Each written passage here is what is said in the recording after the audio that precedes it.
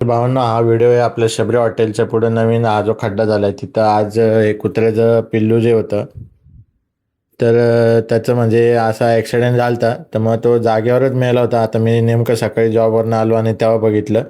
तर त्याच्यानंतर आपल्याला जेवढं जमलं आता म्हणजे मला जेवढं जमलं आता काय भरपूर गाड्या त्याच्यावरनं म्हणजे 2-3 गाड्या आता मी म्हणजे त्याला उचलायच्या आधी त्याच्यावरनं परत 2दा-3दा गाड्या गेल्या. कारण की त्या खड्ड्यामुळं काय झालं लोकांना दिसतच नव्हतं का बाबा त्याच्यामध्ये कुत्र्याचं पिल्लू वगैरे आहे.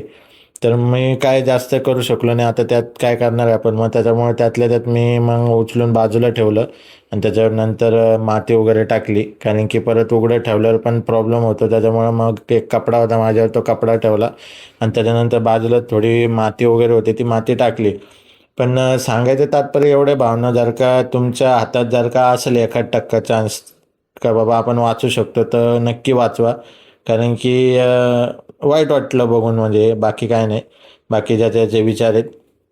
कारण की भाई म्हणजे आता दिसलं नाही मुद्दामून केलं का काय मला पण नाही माहिती. मुद्दामून तो कोण करणार नाही.